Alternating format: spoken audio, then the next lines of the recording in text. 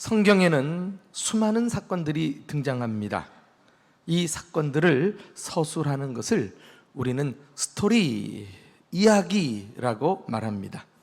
예를 들면 성경에 제일 먼저 나오는 이야기가 천지창조 이야기, 또 아담과 하와 이야기, 노아의 홍수, 그리고 신약으로 넘어오면 동정녀 마리아의 잉태, 그리고 예수 그리스도의 공생애, 그리고 앞으로 되어질 그리스도의 재림과 새하늘과 새 땅의 도래.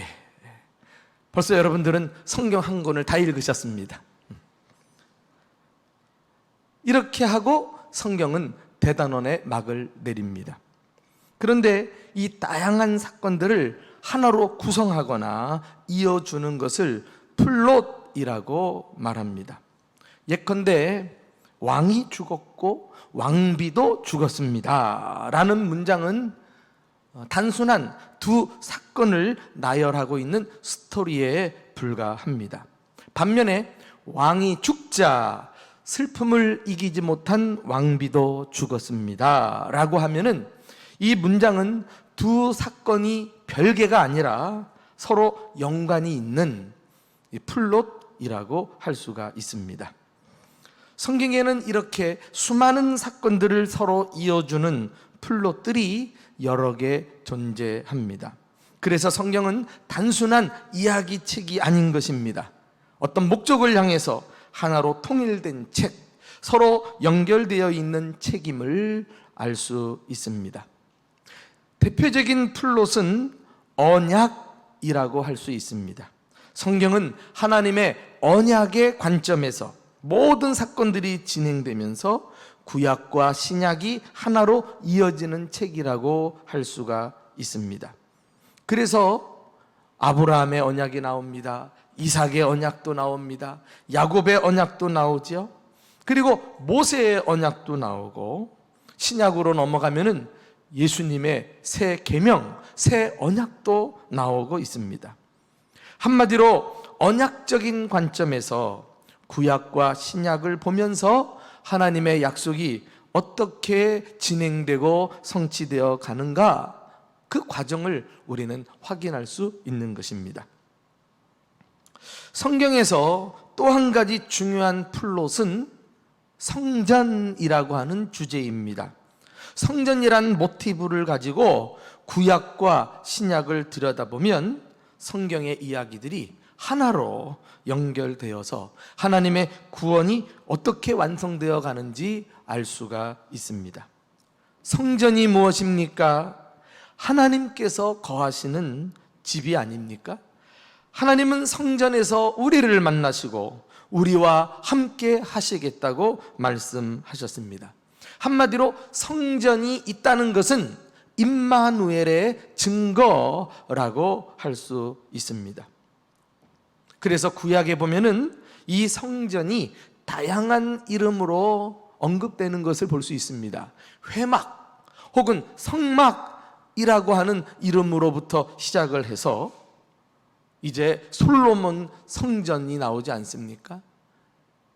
이전까지는 성막에 하나님께서 임재하시고 성막을 중심으로 이스라엘 백성들은 광야 생활을 했습니다. 다윗이 왕이 된 다음에 자신은 호화로이 궁궐에 거하고 있는데 하나님을 이 텐트에 모시고 있는 것이 이게 도리도 아니고 몹시 괴로웠어요. 이것이 다윗의 착한 마음 아닙니까? 그래서 이제 그 아들 솔로몬 때에 와서 비로소 이제 성전이 완공을 합니다. 그래서 솔로몬 성전이라고 이야기도 하고, 또 이스라엘 백성들이 바벨론 포로 생활을 마치고 본국으로 돌아와서 수르바벨이라고 하는 지도자를 중심으로 성전을 또 재건하지 않습니까? 그래서 그때 성전을 우리는 수르바벨 성전이라고도 말합니다. 그리고 예수님 당시에 헤롯 대왕이 그 지역을 맡아서 다스리고 있었던 왕이었는데 유대인의 환심을 사기 위해서 이 성전을 예루살렘에 지어줍니다. 이것이 이제 헤롯 성전이라고 이름을 붙이고 있습니다. 그리고 이제 사도행전에 가서 보시면은 비로소 이 땅에 교회가 또 탄생하는 역사를 볼 수가 있습니다. 그리고 성경은 여기서 끝나지 않아요. 우리에게 완전하고 영광스러운 교회, 바로 천상의 교회가 임할 것을 약속하는 것으로 성경은 끝이 납니다. 오늘 여러분들은 성경을 구약부터 신약까지 2번이나 통째로 다 읽었다고 보셔도 돼요.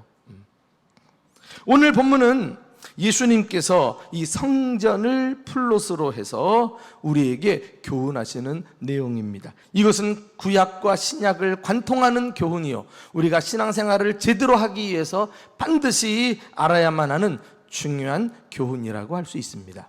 자, 성전과 예수님, 성전과 관련한 첫 번째 교훈입니다. 예수님은 사람이 지은 성전을 심판하신다라는 것입니다. 오늘 본문은 한 제자의 질문으로 시작을 하고 있습니다. 예수님과 제자들이 이제 성전 안에 머무시다가 성전에서 나오게 되었죠.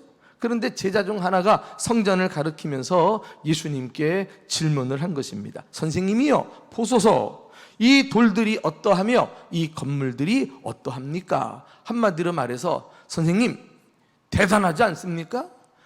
야, 이 웅장한 성전 어떻게 생각하십니까? 하고 예수님께 한번 의사를 여쭤본 것입니다. 누가복음 21장에도 동일한 사건을 기록하고 있는데, 거기에는 성전을 가리켜 그 아름다운 돌과 헌물로 꾸민 것을 말했다, 이렇게 기록이 되어 있는데요, 우리가 건축 헌금을 모아서 성전을 짓듯이 이 헤롯 대왕도 수많은 사람들의 돈을 모아가지고 아주 화려하고 값비싼 성전을 짓고 있었던 것입니다. 아름다운 돌을 사용했다 그랬으니까, 바로 이 예루살렘 성전은 헤롯 대왕이 BC 19년 혹은 20년에 지어서 예수님 당시에 40여 년이 지났는데도 아직도 완공되지 않고 계속 짓고 있는 그런 건물이었어요. 그런데도 너무나 화려하고 웅장했기 때문에 사람들이 지나가면서 탄성을 자아냈을 정도입니다. 성전 입구에는 흰 대리석이 우뚝 서 있었고요, 곳곳에는 휘황찬란한 기중품과 보석들을 사용해가지고 장식을 해놓고 있었습니다. 그러니까 예수님의 그 평가를 듣고 싶었던 것이죠. 이 돌들과 이 건물들에 대해서 어떻게 생각하십니까? 예수님의 대답은 당시 사람들은 상상도 못할 충격적인 말씀이었습니다. 그게 오늘 본문 마지막 절에 나와요. 2절. 자, 다 같이 읽어보실까요? 시작. 예수께서 이르시되 네가 이 큰 건물들을 보느냐? 돌 하나도 돌 위에 남지 않고 다 무너뜨려지리라 하시니라. 예수님의 대답은 이 엄청난 큰 성전이 완전히 파괴될 것이라는 예언의 말씀이었습니다. 돌 하나도 돌 위에 남지 아니하리라. 다 무너뜨려지리라. 여러분, 한 번만 강조해도 되는데 이렇게 2번씩이나 강한 이중 부정을 사용하고 있는 것을 보면은 이 말씀이 확실하게 성취될 것을 말씀하신 것이라고 할 수가 있습니다. 이 예언은 당시 성전이 부패하고 본래 기능을 상실하고 타락한 결과로 예수님께서 심판하신다는 것을 우리에게 보여주고 있습니다. 예수님은 공생이간 말년에 우리가 아는 대로 예루살렘 성에 들어가셔서 제일 먼저 찾으신 곳이 성전 아닙니까? 잔뜩 기대하고 가셨는데 완전히 장사치들이 그곳에서 강도의 소굴을 만들어 버렸어요. 정상적이지 않은 거래로 완전히 세상이 그 성전 안에 들어와 있는 것입니다. 예수님께서 노끈을 만들어 가지고 내리치면서 상을 엎고 장사꾼들을 내쫓고 말이죠. 하나님의 집을 기도하는 집으로 만들지 않고 강도의 소굴로 만들었도다. 얼마나 안타까웠으면. 그러니 그게 성전입니까? 껍데기죠. 그러니 무너뜨릴 수밖에 없죠. 사실 이 화려한 겉이 빛과 번쩍한 당시 성전은 유대인들의 어떤 외식과 위선을 그대로 보여주는 상징적인 건물이라고 할 수 있어요. 속은 썩어서 시체나는 냄새가 나는데 겉만 회를 칠한다고 그건 뭐 자기 거짓된 믿음이 감춰질 수 있겠어요?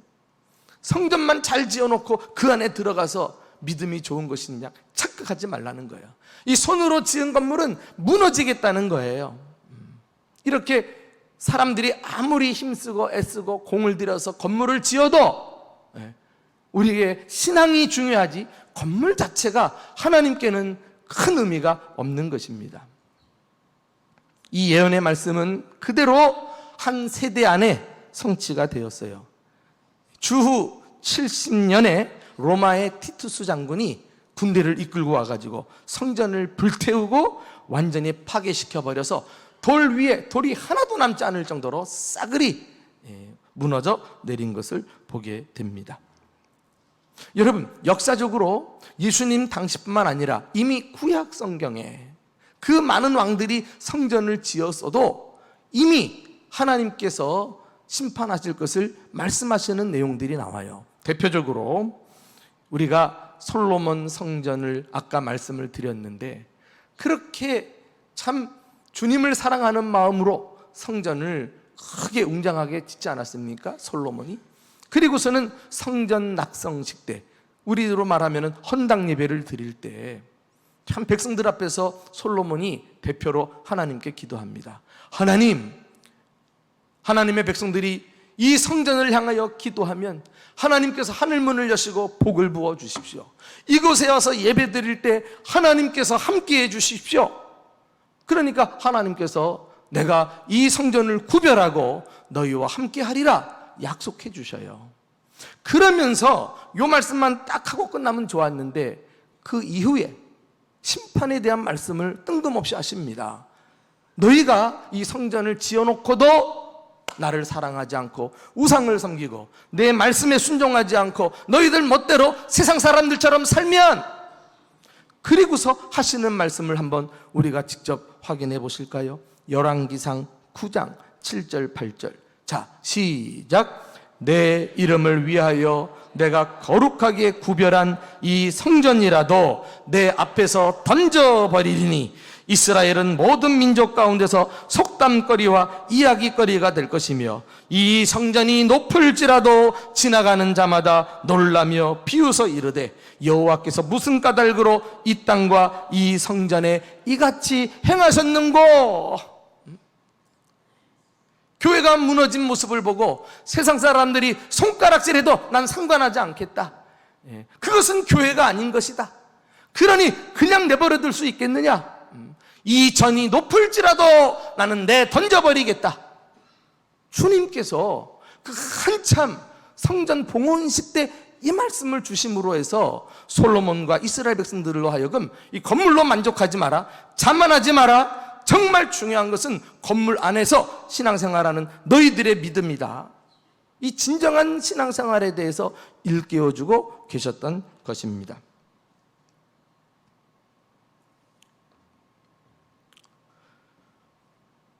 실로 두렵고 떨리는 말씀이라고 하지 않을 수 없습니다. 솔로몬 왕처럼 얼마나 많은 교회들이 정성 들여 교회를 건축합니까? 우리 교회도 안팎으로 리모델링을 해서 신축한 것 이상으로 좋은 결과가 나왔다고 교계에 많은 칭찬들을 받고 있습니다. 그리고서는 이 완공된 시설들을 보면서 얼마나 흡족해 하던가요.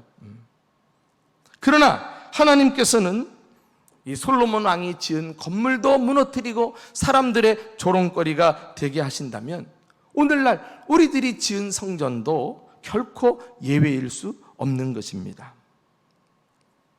알고 보니 애시당초 하나님의 계획은 사람이 지은 성전이 목적이 아니었던 것입니다.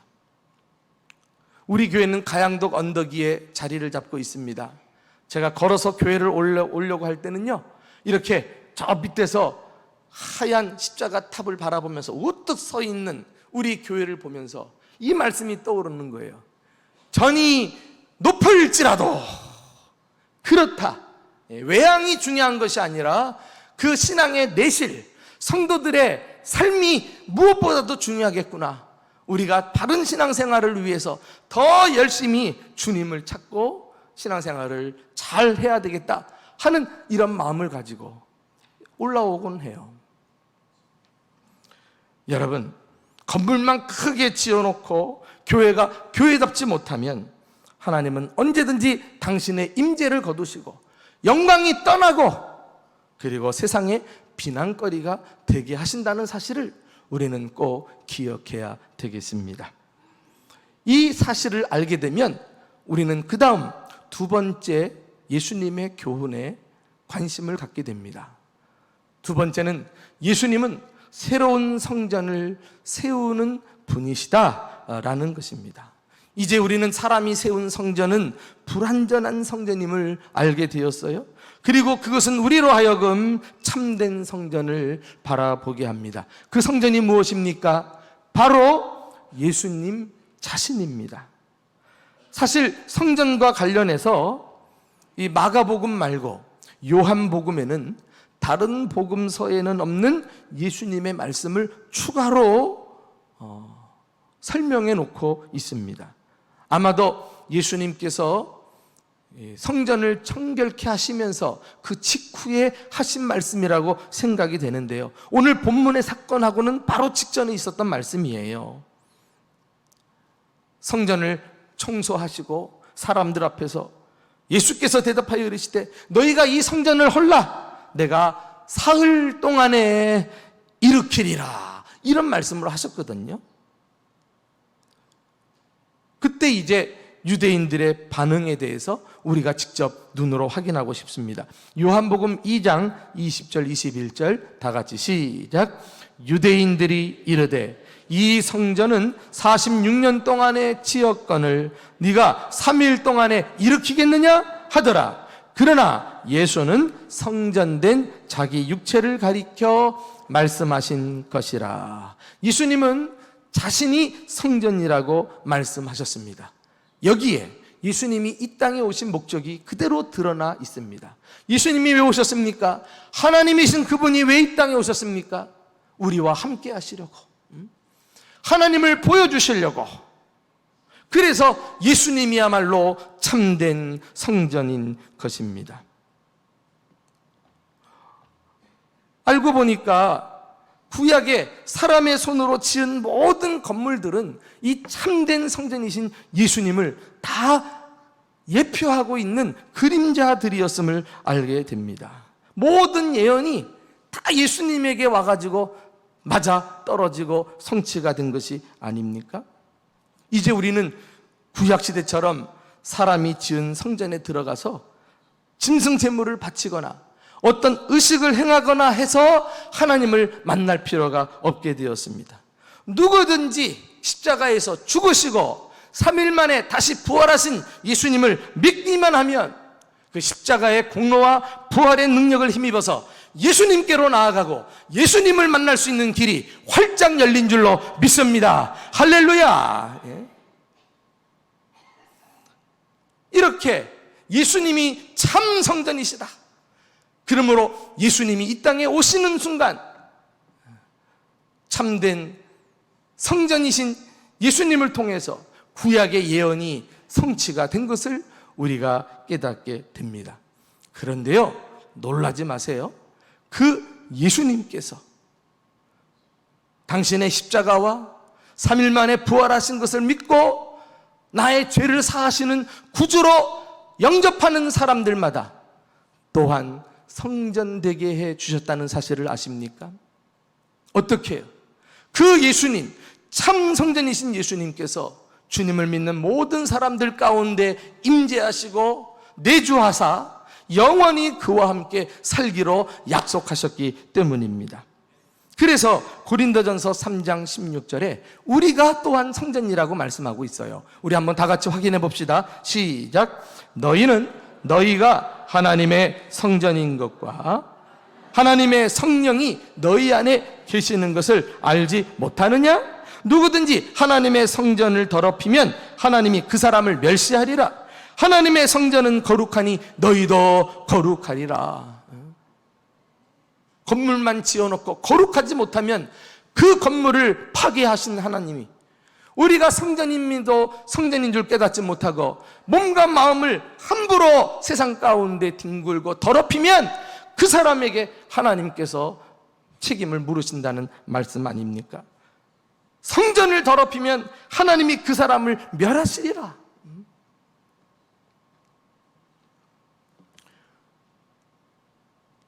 구원이 무엇입니까? 구원이란 예수 그리스도께서 내 안에 내주하셔서 우리가 성전되는 축복이 구원인 줄로 믿습니다. 이제 구원받은 사람들이 다 성전이 되었기 때문에 더 이상 우리는 이 건물로 지은 성전에 연연하거나 그 성전을 의지하고 신앙생활할 필요가 없습니다. 중요한 것은 건물 안에 모여있는 성도들, 참 교회가 어떤 교회냐? 그게 진정한 의미에서의 신앙이라고 할 수가 있습니다. 이 눈에 보이는 건물은 정확하게 표현하자면은 집당자를 써가지고 교회당이라고 하면 돼요. 교회가 모인 집. 또 예배당, 교회가 모여 예배드리는 집. 이렇게 당자를 붙이면 건물을 나타내는 정확한 표현이라고 할 수가 있습니다. 우리가 편리상 건물 세워놓고 무슨 교회라고 끝나는데 사실은 구체적으로 그 건물 안에 있는 교회들을 의미한다고 보셔야 할 것입니다. 그러니까 이제 알고 보면 우리가 교회로 가는 것이 아니라 교회가 우리에게로 들어온 것입니다. 할렐루야. 놀라운 은혜 아닙니까? 이제 그리스도인들은 걸어다니는 교회로서 세상 사람들에게 어디를 가든지 삶을 통해서 예수님을 드러내고 예수님께 영광 돌리는 삶을 살아야 합니다. 왜요? 교회 기능이 그것이니까. 우리가 구원받고 존재하는 목적이 교회이니까. 이 사실을 모르고 교회당 안에서만 믿음 좋은 것은 의미 없어요. 이 교회당에 교회들이 모여있는 이유는 무엇입니까? 여기서 말씀으로 깨닫고 훈련받고 그리고서는 교회당 밖을 나가서 이제부터 본격적인 신앙생활이 시작되는 것입니다. 진정한 신앙생활은 교회 밖에서 하셔야 돼요. 교회로서. 그래서 우리의 말과 행실과 삶을 보면서 사람들이 하나님께 영광 돌려야지 조롱받으면 조롱거리가 되면 그것 신앙생활 잘못하는 거예요. 건물의 크기나 또 화려한 시설들이 우리 믿음을 대신할 수 없습니다. 큰 교회 다니면서 이 교회 건물만큼 자신들의 믿음이 또 큰 줄 착각하는 사람들이 많아요. 하나님은 건물이 아니라 성도들을 통해서 영광을 받기를 원하고 계십니다. 교회 생활 그리고 사회 생활 이것이 나누어지는 것은 잘못된 것입니다. 이게 외식입니다. 위선적인 신앙입니다. 예수님이 그토록 질타하셨던 바리새인들의 서기관들의 그릇된 신앙입니다. 그런 신앙은 하나님께서 여지없이 성전도 무너뜨리시고 개인의 신앙도 주님이 인정하지 않는다는 사실을 우리가 깨닫게 되는 것입니다. 마지막 세 번째, 성경은 예수님은 장차 임할 성전의 주인이시다라는 사실을 또한 우리에게 교훈해주고 있습니다.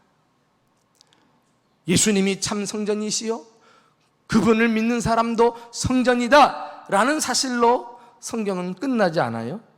성경은 더 나아가서 미래의 성전에 대해서도 말씀해주고 있습니다. 하나님의 궁극적인 계획은 예수님께서 재림하실 때 완전한 교회를 완성하는 것입니다. 이것이 천상의 교회예요.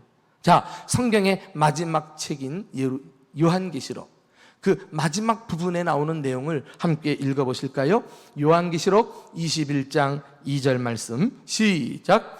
또 내가 보매 거룩한 성 새 예루살렘이 하나님께로부터 하늘에서 내려오니 그 준비한 것이 신부가 남편을 위하여 단장한 것 같더라. 구원받은 그리스도인에게는 거룩한 성 또는 새 예루살렘 또는 시온성이라고 불리워지는 천상의 교회가 예비되어 있다는 것입니다. 할렐루야. 그 모습이 신부가 남편을 위하여 단장한 것 같더라 라고 한 것을 보아서 얼마나 아름답고 흠이 없는 거룩한 교회인가 라는 사실을 우리가 깨닫게 됩니다.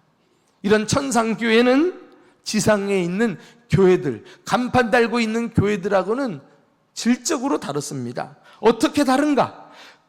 계속해서 그 다음 구절 3절을 한번 읽어보실까요? 자, 시작. 내가 들으니 보좌에서 큰 음성이 나서 이르되 보라, 하나님의 장막이 사람들과 함께 있음에 하나님이 그들과 함께 계시리니 그들은 하나님의 백성이 되고 하나님은 친히 그들과 함께 계시리라. 이 새 예루살렘을 여기서는 하나님의 장막이라고도 표현하고 있습니다. 장막이 무엇입니까? 집이에요, 집. 하나님께서 자기 백성들 가운데 임하셔서 함께 거하시는 것을 상징하고 있습니다. 임마누엘의 약속이 영원히 성취되고 있는 현장이라고 할 수가 있습니다. 이렇게 해서 구원받은 성도들은 장차 완전한 천상교회의 일원이 될 뿐만 아니라 그곳에서 말이죠, 하나님 자신이 친히 집이 되셔가지고 그 안에서 우리가 주님과 더불어 영원한 복을 누리며 살게 될 줄로 믿습니다. 생각만 해도 감격스럽지 않습니까? 하나님이 나의 하나님이 되고 우리가 하나님의 백성이 되리라. 이 말씀 얼마나 우리가 자주 들어왔습니까? 구약 성경에서부터 아주 수시로 언급됐던 하나님의 약속이 아닙니까? 그 약속이 이제 궁극적으로 하늘에서 천상교회를 이룸으로써 하나님과 영원히 함께하게 된다는 사실을 우리는 확인할 수가 있는 것입니다. 알파와 오메가가 되시며 처음과 마지막이요 시작과 마침이 되시며 역사의 주인이신 예수님께서 다시 오시는 그날 우리는 이 천상교회의 영광을 누리게 될 것입니다. 할렐루야.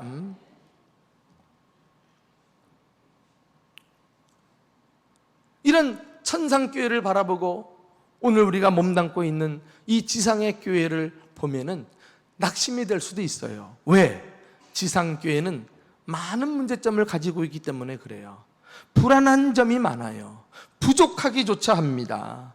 서로 시기하고 질투하고 말이죠. 미워하고 갈등하고 싸우고 갈라서고 이런 모습 보고 어떤 사람들은 말이죠, 교회가 형편없다고, 세상만도 못하다고, 교회 나가기 싫다고 말하는 사람들도 더러 있지 않습니까? 그런데 교회를 잘 몰라서 하는 말씀이에요. 현재 지상의 교회는 완성을 향해서 성화의 과정을 밟고 있는 중입니다. 아직 좋은 것은 오지 않았습니다. 역사의 마지막 날 예수님께서 오셔서 친히 구원받은 자들을 위하여 천상교회를 예배해 놓으시고 그 안에서 주님과 함께 영원히 살게 해 주실 줄로 믿습니다. 그 천상교회의 삶의 모습을요 계속해서 요한계시록 21장 그 다음 구절에서 또 소개하고 있어요. 우리 4절 다 같이 읽어봅시다. 시작. 모든 눈물을 그 눈에서 닦아주시니 다시는 사망이 없고 애통하는 것이나 곡하는 것이나 아픈 것이 다시 있지 아니하리니 처음 것들이 다 지나갔습니다. 처음 것들이 다 지나갔습니다. 이 세상도 지상의 교회도 다 지나가고 그리고 신랑 되신 예수님을 위해 예비한 단장한 신부와 같이 아름다운 천성의 교회, 천상의 교회, 이 놀라운 삶이 우리를 위해서 기다리고 있다는 것 아닙니까? 여러분들이 공사장 지나가 보셨죠? 건물들이 막 올라가는 그런 장소를 지나가다 보면은요, 공사 중이라고 간판이 크게 붙여져 있어요. 그리고 또 보조 시설물들이 그 건물들에게 따라 붙어 가지고 보기도 지저분하고 흉측하기까지 하지 않습니까? 그런데 조금 인내하고 기다리다 보면 완공되는 날 공사 중이라는 간판도 떼버리는 거예요. 그리고 보조 시설물들도 다 제거할 때 드러나는 그 영광스러운 그 건물의 자태, 우리가 늘 경험하지 않습니까? 그래요. 처음 것들이 다 지나갔습니다. 지금은 공사 중이라는 간판을 달고 신앙생활하지만 우리가 천상교회에 올라가게 되면 주님이 모든 연약하고 부족한 것들을 없애주시고 신령한 정결한 신부와 같이 화하여 주님과 함께 영원히 사는 축복을 우리 모두에게 허락해 주실 줄로 믿습니다. 사랑하는 교회 여러분, 우리는 함께 서로를 들여다보면서 참 공사 중이라는 그 간판을 보고 용납하고 용서하고 기다려주고 인내하면서 우리 천상의 교회에 들어갈 때까지 사랑으로 하나됨을 위해서 힘써야 되지 않을까요? 그날이 오면 처음 것들은 다 지나갔습니다. 우리의 슬픔과 아픔과 고통과 상처를 제거해 주시고 영광 중에 주님과 더불어 살게 해 주실 것입니다. 여러분, 우리 대전중부교회도 예외 없이 지상교회 중에 하나입니다. 우리 다 저부터 해서 참 부족하고 허물 많은 사람들 아닙니까? 그럼에도 불구하고 웬 사랑인지 웬 은혜인지 예수 그리스도께서 날 사랑하사 날 위하여 나의 죄를 위해 죽으시고 부활하셔서 하나님의 자녀 삼으시고 성전되게 하셨으니 기양 우리가 성전으로 모여가지고 이 공동체를 천상교회를 반영하는 그 천상교회를 늘 사모하고 신앙생활하는 복된 성도들 다 될 수 있기를 예수님의 이름으로 축원합니다. 우리가 아파트 같은 거 막 지나가면은 뭐 크게 올라가면 어떻게 지어질지 궁금하잖아요.